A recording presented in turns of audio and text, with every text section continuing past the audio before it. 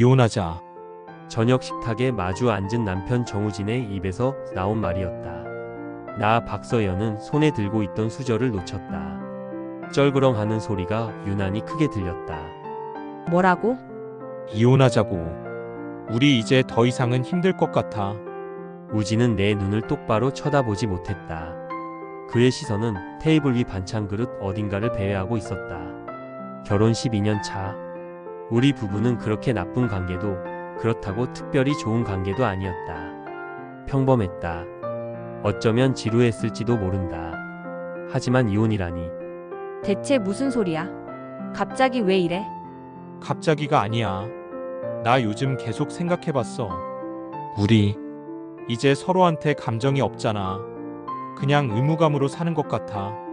권태기라고 해야 하나? 권태기. 그 단어가 묘하게 어색하게 들렸다. 우진은 평소에 그런 감성적인 단어를 잘 쓰지 않는 사람이었다. 사랑한다는 말도 결혼 후 몇 번 듣지 못했을 정도로 무뚝뚝한 사람이었다. 권태기면 같이 극복하면 되잖아. 여행이라도 가고 상담도 받아보고. 그게 부부잖아. 서연아, 난 진심이야.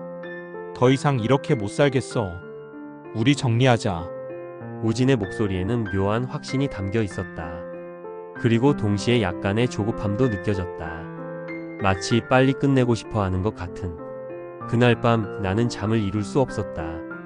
옆에 누운 우진은 너무나 편안하게 코를 골며 자고 있었다. 이혼을 선언한 사람이 이렇게 편하게 잘 수 있다는 게 이상했다. 보통 이런 말을 꺼내는 사람은 며칠 밤을 고민하고 괴로워해야 하는 거 아닌가. 새벽 2시 나는 조심스럽게 침대에서 일어났다. 거실로 나와 우진의 서재 쪽을 바라봤다. 며칠 전부터 우진은 서재 문을 잠그기 시작했다. 12년을 살면서 한 번도 그런 적이 없었는데, 그리고 생각해보니 이상한 점이 한두 가지가 아니었다.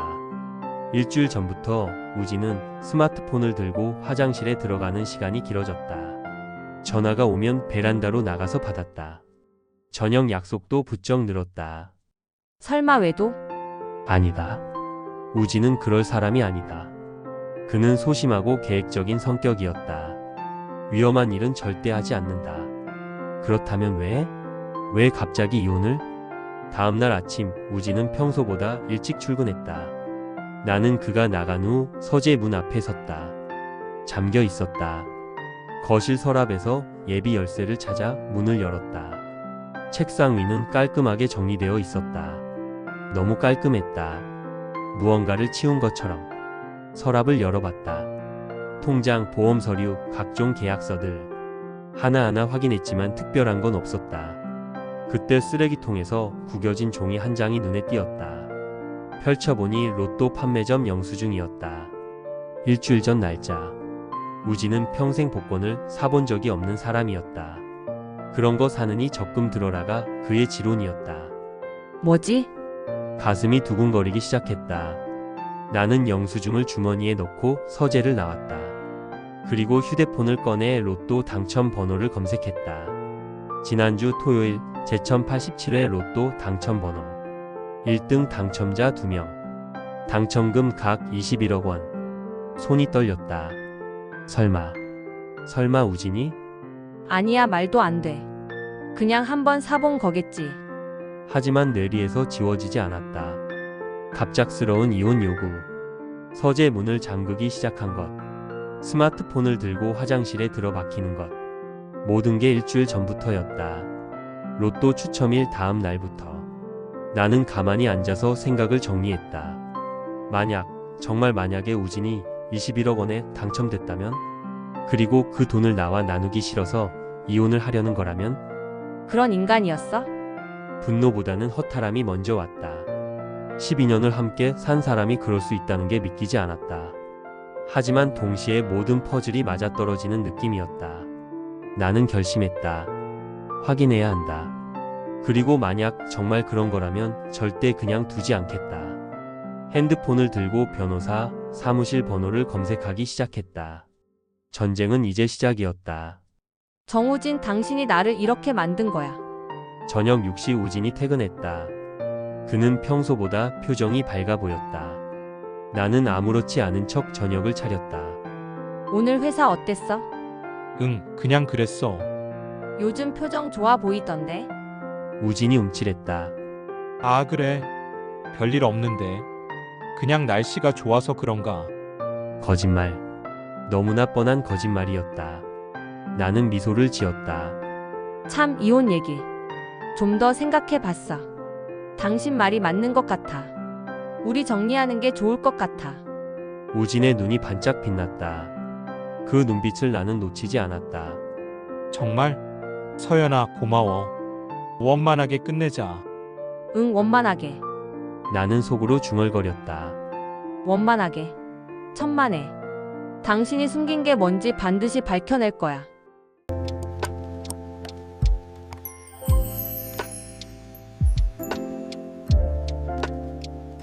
다음날 오전 나는 강남역 인근의 법무법인을 찾았다. 인터넷 검색으로 찾은 곳이었다. 이혼 전문 변호사 김민지. 리뷰가 좋았고 특히 재산 분할 소송에 강하다는 평이 많았다. 남편이 로또에 당첨됐을 가능성이 있다는 거죠? 김민지 변호사는 30대 후반으로 보이는 여성이었다. 그녀의 눈빛은 날카로웠고 내 이야기를 들으며 끊임없이 메모했다. 네. 확실하진 않지만 정황상 그럴 가능성이 높아요. 일주일 전부터 모든 게 달라졌거든요. 로또 영수증은 가지고 계세요? 나는 주머니에서 구겨진 영수증을 꺼냈다. 변호사는 그것을 자세히 살펴봤다. 이건 구매 영수증이지 당첨 증명은 아니에요. 하지만 시작점으로는 충분하죠. 문제는 남편분이 실제로 당첨됐는지 그리고 당첨금을 어디에 숨겼는지 확인하는 거예요. 어떻게 확인하죠? 일단 남편분의 금융거래 내역을 확인해야 해요. 혼인 중 취득한 재산은 공동재산이니까 부인께서 조회할 권리가 있어요. 하지만 변호사는 잠시 망설이다 말을 이었다. 남편분이 눈치채면 안 돼요. 돈을 빼돌릴 수 있거든요. 해외 송금이나 가족 명의로 분산하거나. 그러면 추적이 어려워져요. 그럼 어떻게 해야 하죠? 일단 이혼에 동의하는 척 하세요. 그리고 서류 작업을 천천히 진행하면서 증거를 모으는 거예요. 남편분의 통장 사본 당첨 확인증 통화 녹음. 뭐든 좋아요. 나는 고개를 끄덕였다. 그날 오후 나는 집으로 돌아와 작전을 짜기 시작했다. 우선 우진의 동선을 파악해야 했다. 저녁 7시 우진이 퇴근했다. 나는 밝게 웃으며 맞이했다. 여보, 오늘 변호사 만나고 왔어. 우진의 표정이 굳어졌다. 벌써? 응. 빨리 끝내는 게 좋잖아. 변호사가 그러는데 재산 분할은 간단하게 반반으로 하면 된대. 우리 재산이 얼마 없으니까 금방 끝날 거래. 아, 그래. 그게 좋지. 우진은 안도하는 표정을 지었다. 너무 티가 났다. 근데 말이야, 재산 목록 작성해야 한대. 통장이랑 예금, 보험 이런 거 다 정리해서 줘야 한대. 당신 것 좀 정리해 줄래? 그래. 내일 정리해서 줄게. 오늘 주면 안 돼? 내일 또 변호사 만나기로 했거든. 우진이 난처한 표정을 지었다. 오늘은 좀 피곤해서 내일 아침에 줄게. 알았어. 그럼 나 통장 사본 좀 떼러 은행 갔다 올게. 당신 것도 같이 떼올까? 아니, 괜찮아. 내가 할게. 과잉 반응이었다. 나는 속으로 확신했다. 뭔가 있다. 다음날 새벽 나는 일부러 일찍 일어났다. 우진은 아직 자고 있었다. 나는 조심스럽게 그의 재킷 주머니를 뒤졌다. 지갑, 명함 몇 장, 그리고 작은 메모지 하나. 농협 432-87-XXXXX 계좌번호였다. 우리가 함께 쓰는 계좌가 아니었다. 나는 재빨리 휴대폰으로 사진을 찍었다. 오전 10시 나는 동네의 농협 지점을 찾았다. 하지만 남편 명의 계좌는 본인이 아니면 조회가 불가능했다. 창구 직원은 친절하지만 단호했다. 본인 확인이 필요합니다. 아니면 위임장이라도 있어야 해요. 나는 발길을 돌렸다. 다른 방법을 찾아야 했다. 그날 오후 우진은 외출한다고 했다. 은행 다녀올게라는 말만 남기고 나는 재빨리 준비했다. 모자를 깊이 눌러쓰고 선글라스를 끼고 우진의 뒤를 따라갔다. 그는 집에서 새 정거장 떨어진 농협 지점으로 갔다. 평소에 다니던 곳이 아니었다. 나는 건물 밖에서 기다렸다. 30분 후 우진이 나왔다. 그의 손에는 두툼한 봉투가 들려 있었다. 뭐지? 현금을 찾은 건가? 우진은 주변을 두리번거리며 급하게 걸어갔다. 나는 거리를 두고 따라갔다. 그는 지하철역 근처 커피숍으로 들어갔다. 나도 조심스럽게 들어가 구석 자리에 앉았다. 우진은 테이블에 앉아 봉투를 열었다. 그 안에서 서류 뭉치를 꺼냈다. 나는 눈을 가늘게 뜨고 집중했다. 하지만 거리가 멀어서 정확히 보이지 않았다. 그때 우진의 휴대폰이 울렸다. 그는 전화를 받더니 밖으로 나갔다. 나는 기회를 놓치지 않았다. 재빨리 그의 테이블로 다가가 봉투를 슬쩍 엿봤다. 로또 당첨금 수령 안내서. 심장이 쿵 하고 내려앉았다. 진짜였다. 우진은 정말로 21억 원에 당첨됐고 그걸 숨기고 있었던 것이다.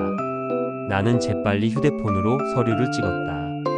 손이 떨렸지만 최대한 선명하게 찍으려고 노력했다. 1등 당첨금 21억 3천만 원. 수령 계좌 농협 432-87-XXXXX. 우진이 돌아오는 것이 보였다. 나는 황급히 자리로 돌아갔다. 우진은 봉투를 챙겨 들고 커피숍을 나갔다. 나는 자리에 앉아 숨을 고르며 휴대폰 사진을 확인했다. 선명했다. 증거는 확보했다. 이제 어떻게 하지? 변호사에게 전화를 걸었다. 변호사님, 증거 찾았어요.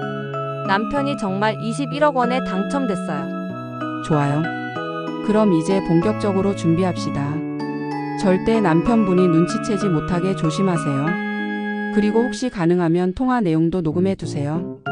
남편분이 당첨 사실을 인정하는 대화라도 있으면 더 좋고요. 알겠습니다. 나는 전화를 끊고 깊은 숨을 쉬었다. 집으로 돌아가는 길 온갖 생각이 머릿속을 스쳤다. 12년을 함께 산 남편이 21억 원 때문에 나를 버리려 한다는 사실이 믿기지 않으면서도 동시에 너무나 명확한 현실이었다. 좋아, 정우진. 당신이 원한 거니까 끝까지 가보자. 저녁 식탁에서 우진은 평소보다 말이 없었다. 나는 일부러 밝게 굴었다. 여보, 이혼 서류 언제쯤 준비할까? 변호사가 빨리 하면 한 달 안에 끝낼 수 있대. 그래. 그럼 다음 주쯤? 좋아. 그럼 다음 주에 만나서 도장 찍자. 그리고 재산 분할도 정리하고. 우진은 고개를 끄덕였다. 그의 눈에는 안도감이 가득했다. 하지만 그는 몰랐다. 내가 이미 모든 걸 알고 있다는 것을. 그날 밤 나는 휴대폰에 녹음 앱을 설치했다. 그리고 변호사가 알려준 대로 우진이 당첨 사실을 인정하도록 유도할 대화 시나리오를 짰다. 전쟁의 막이 서서히 오르고 있었다. 일주일이 흘렀다. 나는 완벽한 연기를 했다. 서연아, 너 정말 좋은 사람이야. 이렇게 이해해줘서 고마워. 그 말을 들을 때마다 속이 뒤틀렸지만 나는 미소를 지었다. 변호사 김민지는 계속 조언했다. 조금만 더 참으세요. 결정적인 순간이 올 거예요. 그때 녹음을 확보하는 거예요. 그 결정적인 순간은 생각보다 빨리 찾아왔다. 토요일 저녁, 우진은 친구들과 약속이 있다며 외출했다. 나는 그를 배웅하고 집에 혼자 남았다. 그리고 우진의 서재로 들어갔다. 이번에는 더 꼼꼼하게 뒤졌다.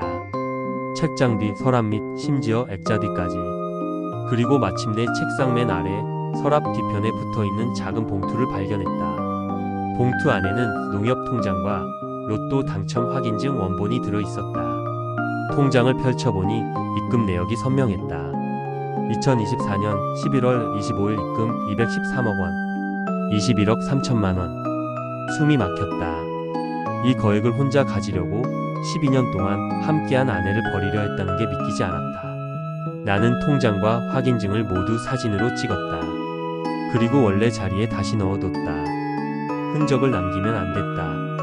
밤 11시 우진이 돌아왔다. 술 냄새가 났다. 완벽한 타이밍이었다. 술에 취한 사람은 방심한다. 나는 녹음 앱을 켜고 주머니에 휴대폰을 넣었다. 술 많이 마셨네? 괜찮아? 응, 오랜만에 친구들이랑 마셨더니 취했나봐. 나는 우진을 소파에 앉히고 물을 가져다 줬다. 그리고 옆에 앉았다. 여보, 우리 이혼하면 당신 뭐 하고 싶어? 응? 글쎄, 여행이나 갈까? 오래 쉬고 싶어? 여행? 돈은 있어? 퇴직금으로 가려고? 우진이 피식 웃었다. 퇴직금으로는 모자라지. 뭐? 다른 돈이 좀 있어. 심장이 두근거렸다. 기회였다. 무슨 돈? 설마 비자금이라도 있어? 비자금까지는 아니고. 우진은 말을 흐렸다. 나는 더 유도했다.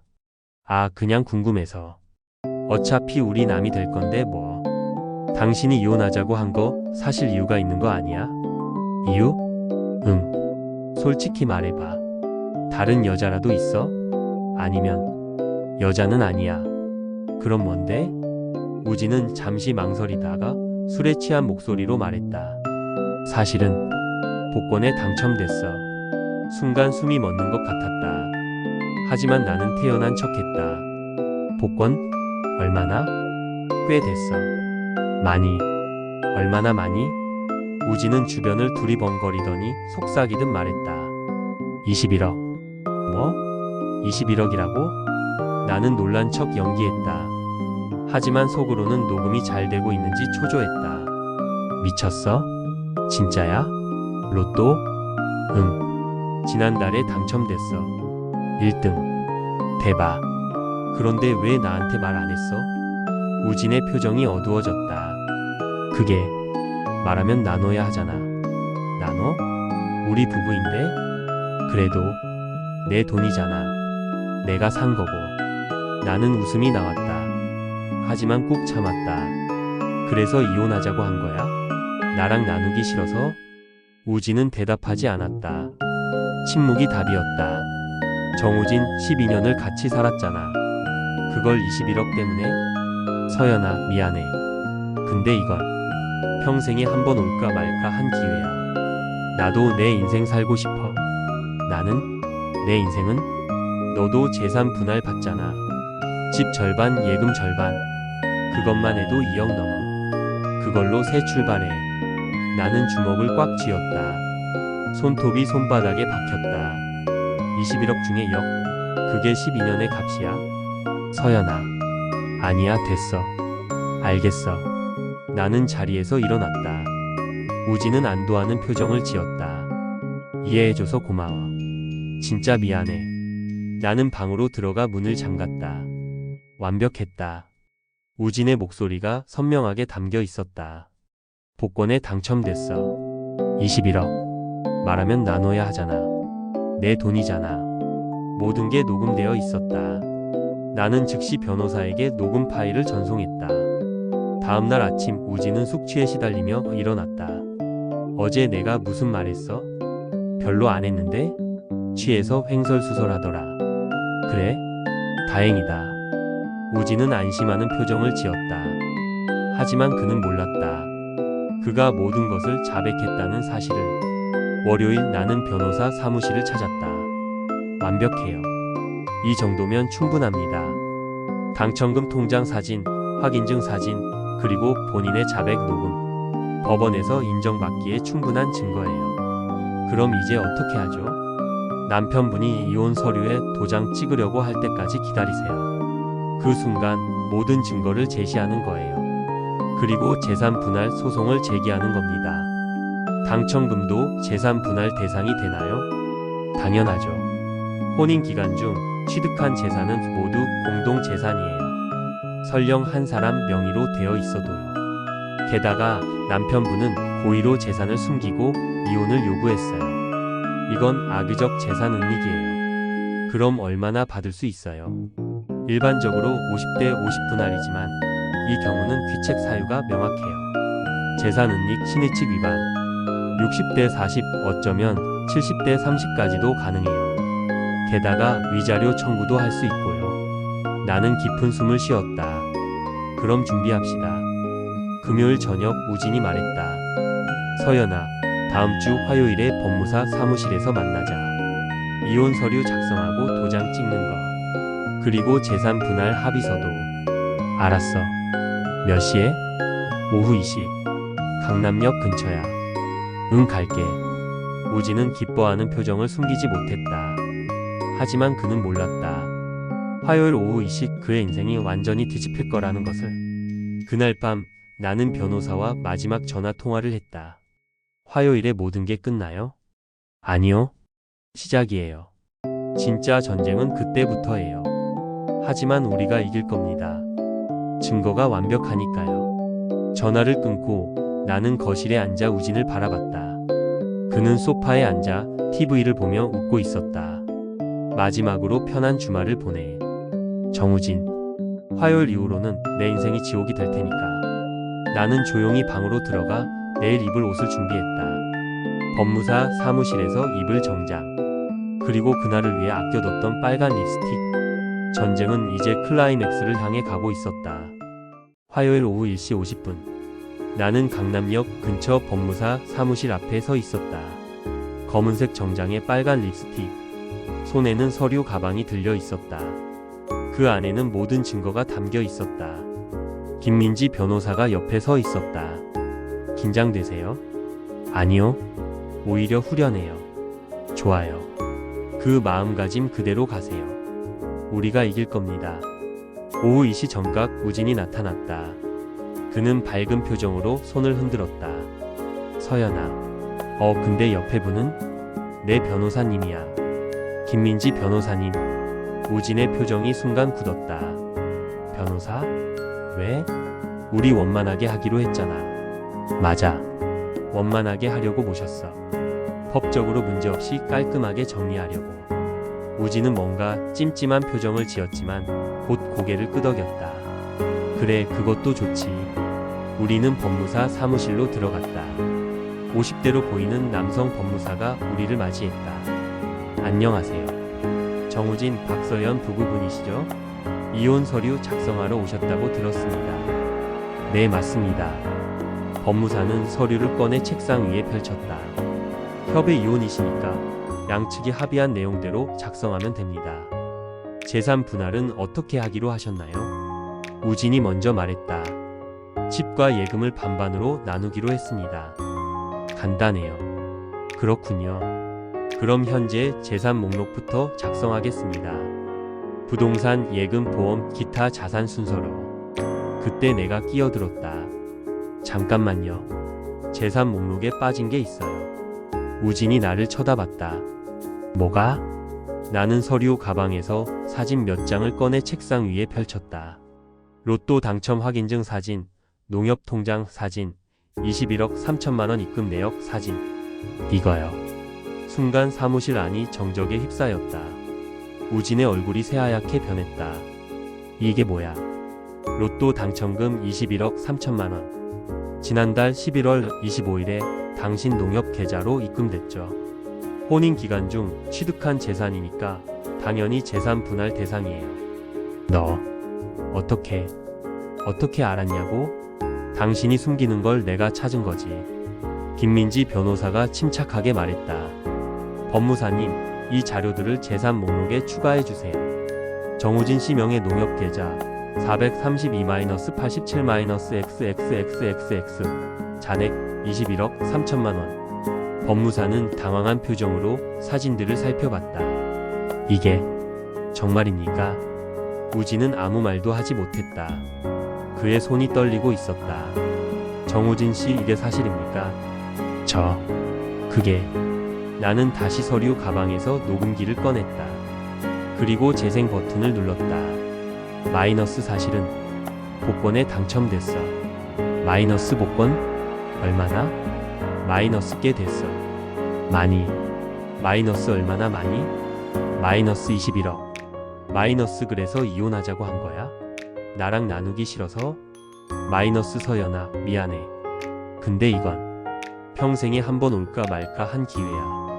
우진의 목소리가 사무실에 울려 퍼졌다. 그의 얼굴은 이제 새빨갛게 변했다. 이건 도청이야. 불법이라고. 김민지 변호사가 차분하게 대응했다. 부부간의 대화를 녹음하는 것은 불법이 아닙니다. 특히 재산 분할과 관련된 중요한 사실을 확인하는 과정에서는 더욱 그렇죠.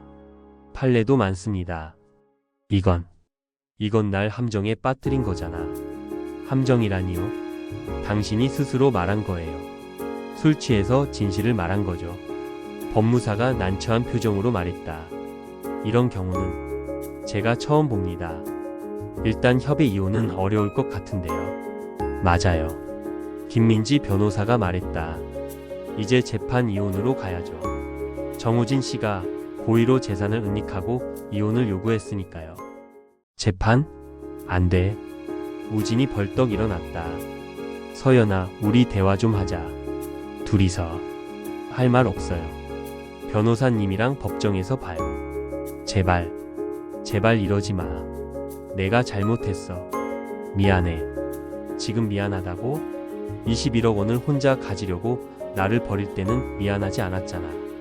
나도 순간적으로 정신이 나갔던 거야. 그렇게 큰 돈을 처음 봐서.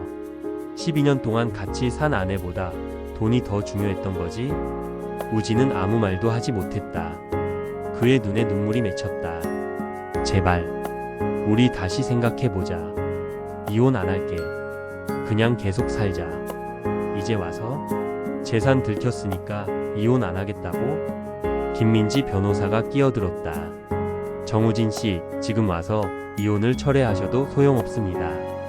이미 재산 은닉과 사기적 이혼 시도가 명백하니까요. 박서연 씨가 원하신다면 재산 분할 소송과 위자료 청구를 진행할 겁니다. 위자료까지? 당연하죠. 배우자를 속이고 신의 측을 위반했으니까요. 정신적 피해가 상당합니다.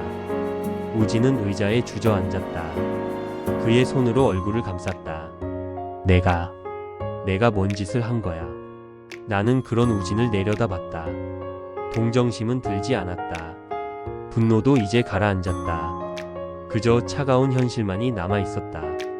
정우진, 당신이 선택한 거예요. 21억 원을 선택했고 나를 버리기로 선택했죠. 이제 그 대가를 치르는 거예요. 서연아, 내 이름 부르지 마요. 이제 우리는 남이에요. 법적으로 끝날 때까지 변호사를 통해서만 연락해요. 나는 김민지 변호사와 함께 사무실을 나왔다. 뒤에서 우진이 뭐라고 소리쳤지만 나는 돌아보지 않았다. 사무실 밖으로 나오니 햇살이 눈부셨다. 김민지 변호사가 말했다. 잘하셨어요. 이제 본격적으로 소송을 준비합시다. 시간이 얼마나 걸릴까요? 길면 6개월, 짧으면 3개월. 하지만 우리 쪽 증거가 워낙 확실하니까 정우진 씨가 중간에 합의를 요청할 가능성이 높아요. 합의요? 네. 재판 가면 더 불리해질 게 뻔하니까요. 재산 은닉이 입증되면 70대 30도 가능하고 위자료까지 합치면 15억 원 이상도 받을 수 있어요. 15억 원. 엄청난 금액이었다. 하지만 지금 내게 중요한 건 돈이 아니었다.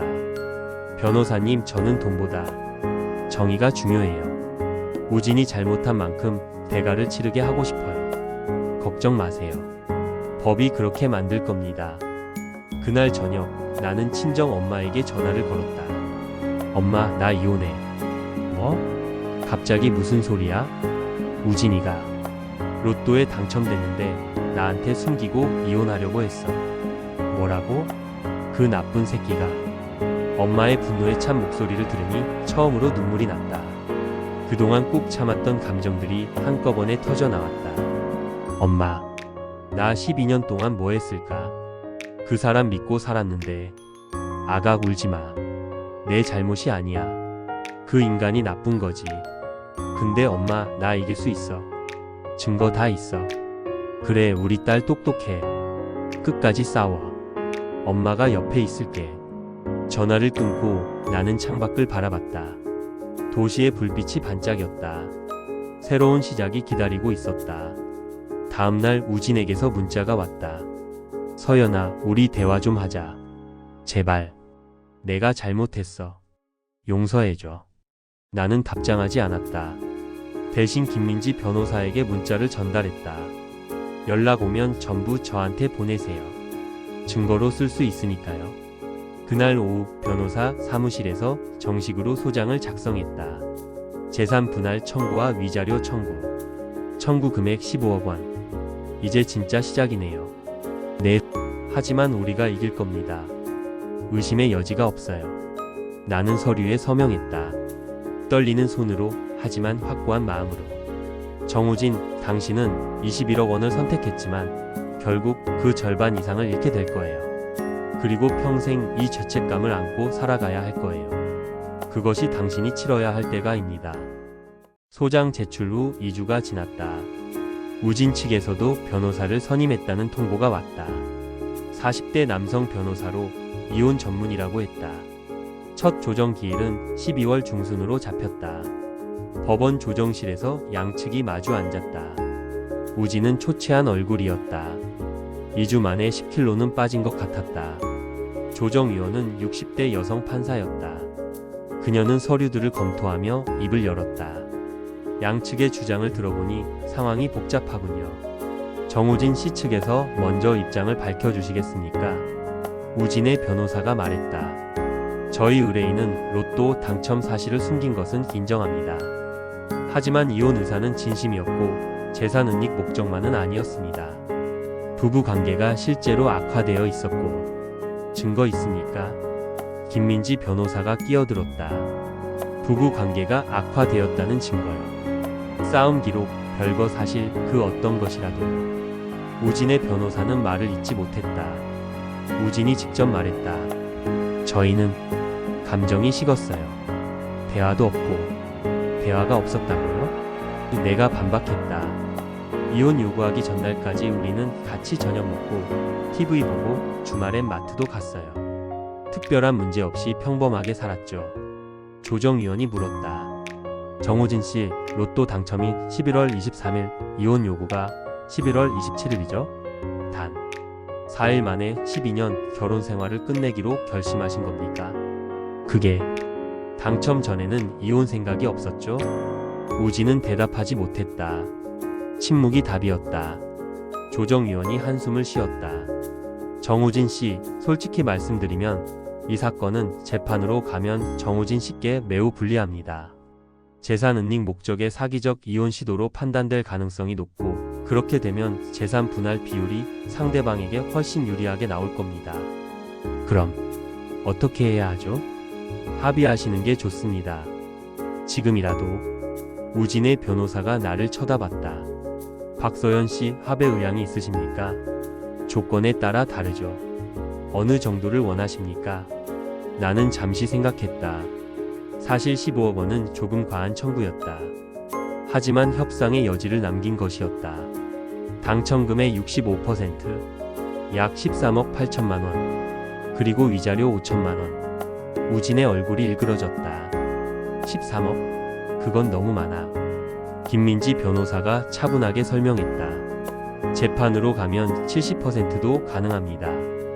판례를 보면 악의적 재산 은닉의 경우 최대 80%까지 인정된 사례도 있어요.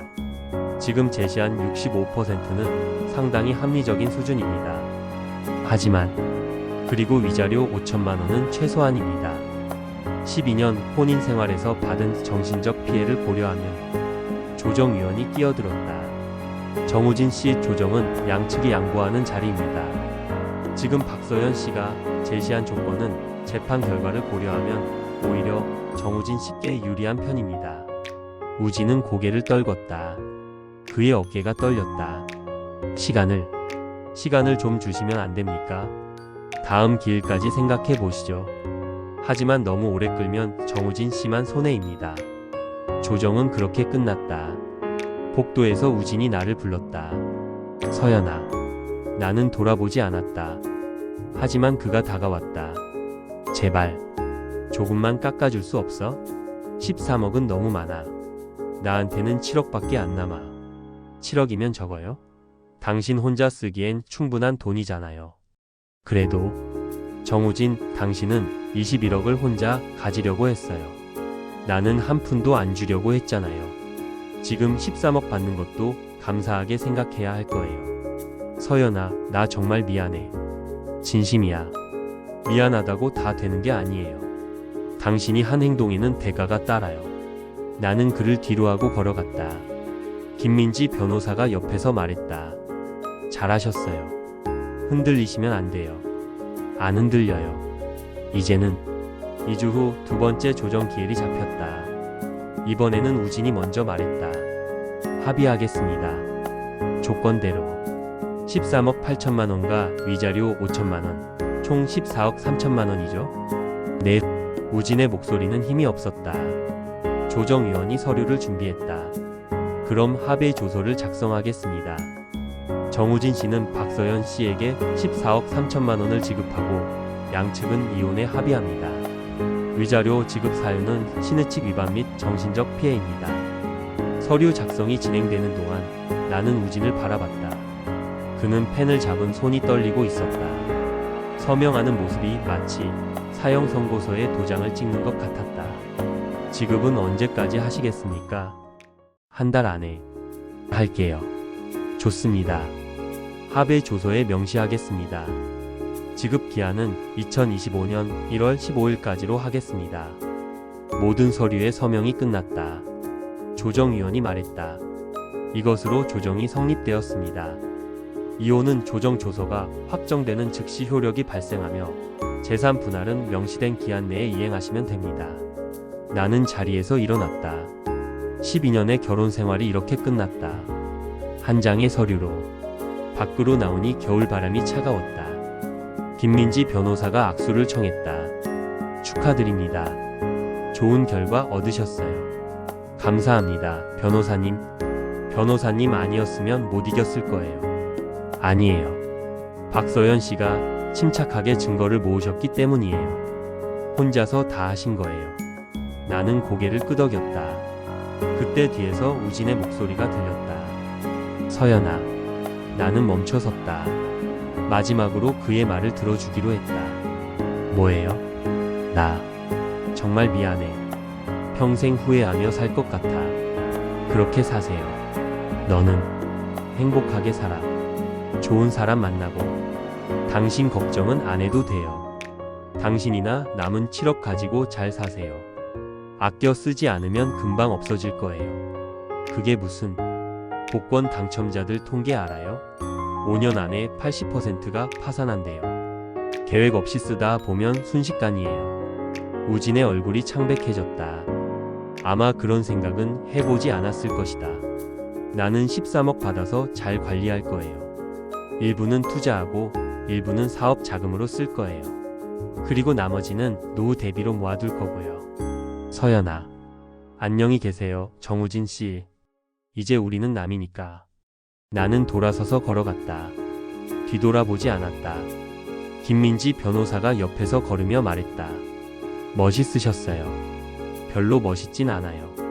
그냥 할 말을 한 것뿐이에요. 그날 저녁 나는 친정 엄마에게 전화를 걸었다. 엄마, 끝났어. 이겼어. 얼마 받았어? 14억 3천만 원. 전화기 너머로 엄마의 환호성이 들렸다. 우리 딸 정말 대단하다. 잘했어. 정말 잘했어. 엄마, 나 이제 뭐하지? 하고 싶은 거 해. 그 돈이면 뭐든 할 수 있어. 나는 창밖을 바라봤다. 서울의 야경이 반짝이고 있었다. 새로운 시작. 새로운 인생. 12년을 바친 결혼은 끝났지만 내 인생은 이제부터 시작이었다. 한 달 후인 1월 15일 내 계좌에 14억 3천만 원이 입금되었다. 통장을 확인하는 순간 실감이 났다. 정말 끝난 것이다. 나는 노트북을 열고 계획을 세우기 시작했다. 먼저 5억은 안전한 투자로, 3억은 작은 카페 창업 자금으로, 나머지 6억은 예금과 노후 대비로, 그리고 가장 먼저 할 일은 혼자만의 여행이었다. 12년 동안 가지 못했던 곳들, 하고 싶었던 것들. 다음날 나는 여행사에 전화를 걸었다. 유럽 한 달 패키지 있나요? 가장 좋은 걸로요. 새로운 인생의 첫 페이지가 열리고 있었다. 1년이 흘렀다. 2026년 1월 나는 서울 성수동에 있는 내 카페 새로운 시작의 카운터에 서 있었다. 통유리창 너머로 겨울 햇살이 따뜻하게 쏟아져 들어왔다. 사장님, 아메리카노 2잔이요. 네, 금방 나갑니다. 카페는 오픈한 지 8개월 만에 성수동 핫플레이스로 자리 잡았다. 인테리어에 공을 들였고 바리스타 자격증도 땄다. 무엇보다 이곳은 온전히 내 것이었다. 내 돈으로, 내 선택으로 만든 공간.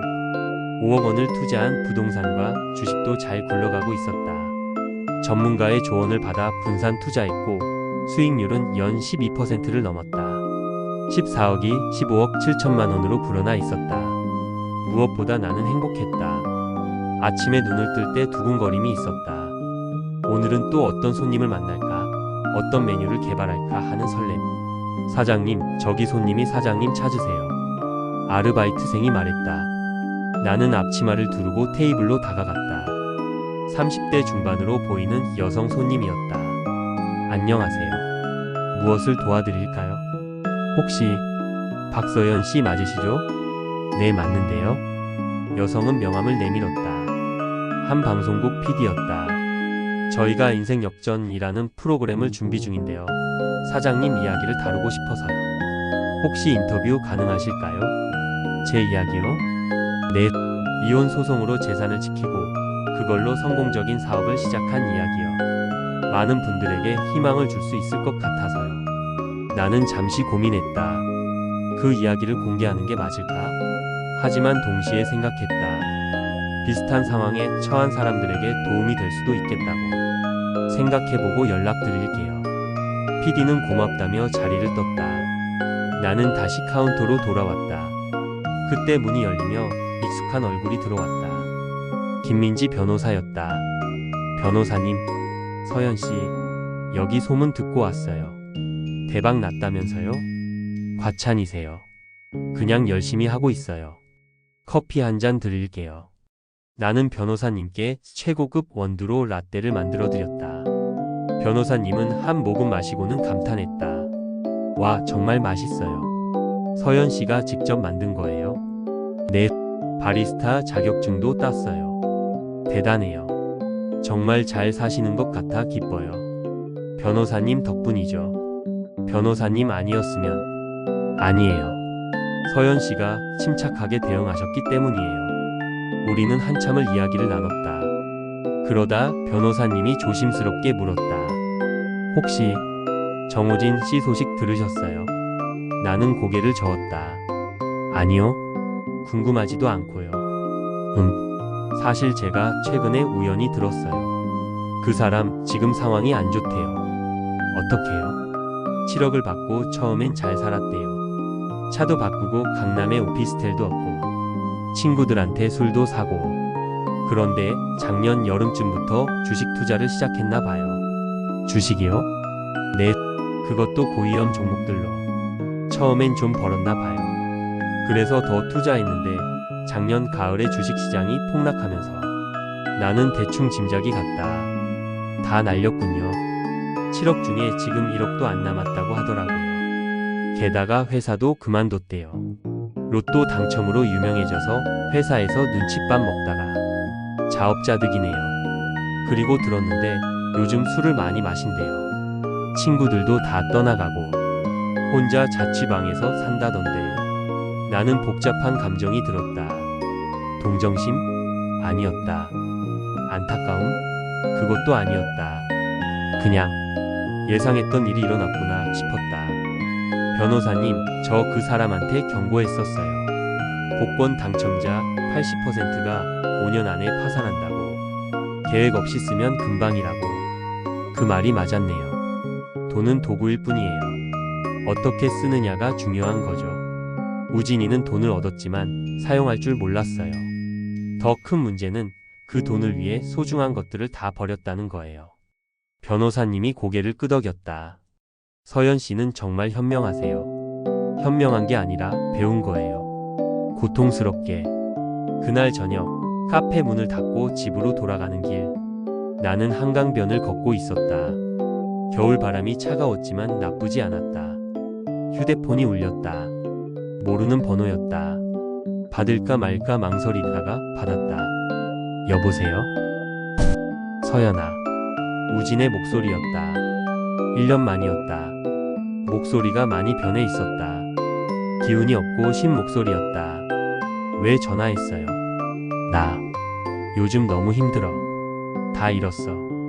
돈도 직장도 친구들도. 그래서 제게 전화한 거예요. 미안해. 정말 미안해. 너한테 너무 못됐어. 제발 용서해줘. 나는 한강을 바라보며 말했다. 정우진 씨, 저는 이미 당신을 용서했어요. 정말? 네, 1년 전에. 그래야 제가 앞으로 나아갈 수 있으니까요. 하지만 용서한다고 해서 당신의 선택이 정당화되는 건 아니에요. 나 정말 바보 같았어. 21억이 뭐라고 너를 버렸을까? 그건 당신이 선택한 거예요. 돈을 선택했고 그 대가를 치르는 거예요. 나 이제 어떻게 살아야 할지 모르겠어. 다시 시작하세요. 남은 돈으로 작은 것부터. 전 3억으로 카페 차렸어요. 당신도 1억이면 뭐라도 할 수 있어요. 카페? 너 카페 차렸어? 네, 잘 되고 있어요. 행복하게 살고 있고요. 침묵이 흘렀다. 우진의 숨소리만 들렸다. 서연아, 우리 다시 시작할 수 없을까? 나는 웃음이 나왔다. 안 돼요. 우리는 끝났어요. 1년 전에. 제발. 정우진 씨, 저한테 기대지 마세요. 저는 더 이상 당신의 아내가 아니에요. 당신 스스로 일어서야 해요. 하지만, 그리고 다시는 전화하지 마세요. 이게 마지막이에요. 잘 살아요. 나는 전화를 끊었다. 그리고 그 번호를 차단했다. 한강물이 조용히 흘렀다. 바람이 불었다. 차가웠지만 상쾌했다. 나는 다시 걷기 시작했다. 앞을 향해.